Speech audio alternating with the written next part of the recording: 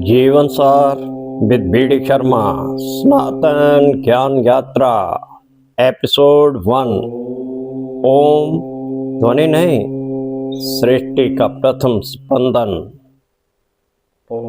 ओम ऋषिभ्यो नमः।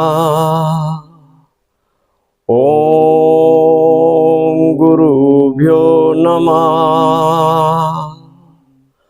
ओम विद्याभ्यो नमः।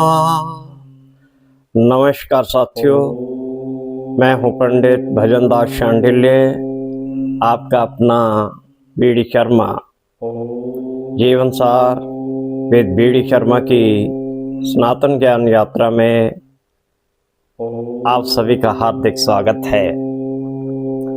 आज हम अपनी ज्ञान यात्रा का प्रारंभ उस विषय से कर रहे हैं जिसके बिना वेदों को समझना कठिन है, उपनिषदों को समझना कठिन है, योग को समझना कठिन है और शायद स्वयं को समझना भी कठिन है।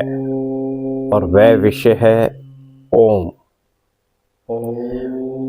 जब भी हम किसी मंदिर में जाते हैं, किसी मंत्र का उच्चारण करते हैं, किसी यज्ञ का आरंभ होता है, किसी साधना की शुरुआत होती है, सबसे पहले एक ध्वनि सुनाई देती है, ओम।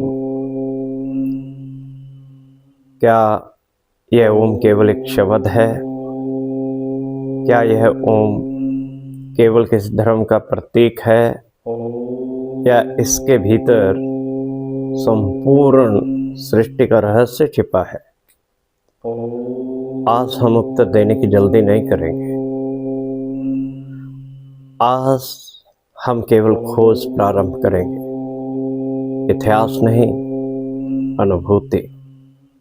क्योंकि हम यहाँ केवल शास्त्र पढ़ने नहीं आए, हम यहाँ उन अनुभवों को समझने आए हैं जिन्होंने हजारों वर्षों तक भारत की आध्यात्मिक चेतना को जीवित रखा। सनातन हमें मानने से पहले समझने का निमंत्रण देता है और समझने के बाद अनुभव करने का। मांडुक्य उपनिषद सबसे छोटा उपनिषद, केवल 12 मंत्र, लेकिन इतना गहरा। आदि शंकराचार्य ने कहा, यदि केवल एक उपनिषद भी उपलब्ध रहे तो आत्मज्ञान का मार्ग खुल सकता है। उसका प्रथम मंत्र कहता है, ओम इत्येद अक्षरमिदं सर्वम। ये संपूर्ण जगत ओम में निहित है। ध्यान दीजिए, यह नहीं कहा गया कि ओम केवल एक ध्वनि है। कहा गया सब कुछ उसी में समाया है। क्या सृष्टि मौन से बनी? जब हम किसी शांत झील में एक छोटा सा कंकड़ फेंकते हैं तो वृत्त बनने लगते हैं, गोलाकार आकृतियां। एक छोटा सा स्पंदन दूर तक फैल जाता है। ऋषियों ने सृष्टि को भी कुछ ऐसा ही अनुभव किया। उनके लिए सृष्टि की शुरुआत किसी वस्तु से नहीं, स्पंदन से हुई, और उस प्रथम स्पंदन का प्रतीक बना ओम। विज्ञान और सनातन हमें बताते हैं, आज विज्ञान भी हमें बताता है कि ब्रह्मांड स्थिर नहीं है, सब कुछ गतिमान है, स्पंदित है, ऊर्जा निरंतर परिवर्तनशील है। सनातन हजारों वर्ष पहले इसी सत्य को आध्यात्मिक भाषा में व्यक्त कर चुका था। यह विज्ञान और अध्यात्म की प्रतिस्पर्धा नहीं, बल्कि दो दृष्टियों का संवाद है। एक आवश्यक सावधानी जो हमें समझनी चाहिए, बरतनी चाहिए, यह भी समझना आवश्यक है कि ओम कोई जादुई शब्द नहीं है, केवल उच्चारण जीवन नहीं बदल देता। यदि ऐसा होता तो सबसे पहले तोते ज्ञानी बन जाते। परिवर्तन ध्वनि से नहीं,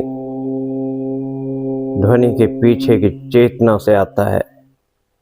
इसीलिए तुलसी साहब ने अपनी वाणी में समझाया है, जो ध्वनि के पीछे की चेतना को नहीं समझते, उनकी अवस्था उस चंडूल पक्षी की तरह होती है, जो जंगल में सभी प्राणियों जीवों की हूबहू नकल कर लेता है, लेकिन उन शब्दों के आशय को समझता नहीं। आप फरमाते हैं 4, 18, 9 पढ़े, षट पढ़ खोया मूल, सुरत शब्द चीने बिना क्यों पंछी चंडोल। आत्ममंथन की जरूरत है। आज अपने आप से केवल एक प्रश्न पूछिए, मैं प्रतिदिन कितनी बातें बिना समझे दोहराता हूँ, और क्या मैंने कभी ओम का अर्थ जानने का प्रयास किया? क्योंकि सनातन में ज्ञान श्रद्धा का विरोधी नहीं, श्रद्धा का आधार है। आज की हमारी ज्ञान यात्रा यहीं तक।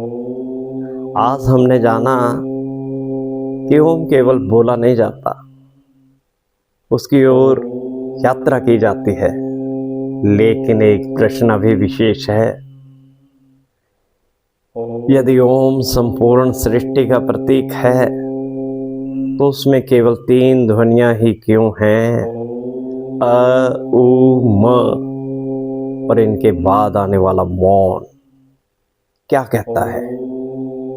इसी रहस्य को समझेंगे अगले एपिसोड 1.1 में। अपनी जड़ों से जुड़े, वेदों की ओर मुड़े। यदि आपको यह प्रस्तुति सार्थक लगी हो तो इसे अपने परिवार, मित्रों और प्रियजनों के साथ अवश्य साझा करें। वीडियो को लाइक करें, चैनल को सब्सक्राइब करें और अधिक से अधिक लोगों को इस सनातन ज्ञान परंपरा से जोड़ने में अपना सहयोग दें। मैं हूँ भजनदास शांडिल्य, आपका अपना बीडी शर्मा। ऋग्वेद का यह मंत्र, आनो भद्रा कृत्वयन्तु विश्वता, सभी दिशाओं से हमारे पास कल्याणकारी विचार आते रहें। ओम शांति शांति शांति। नमस्कार, जय भारत। जुड़े रहिए जीवन सार विद बीडी शर्मा, सनातन ज्ञान यात्रा।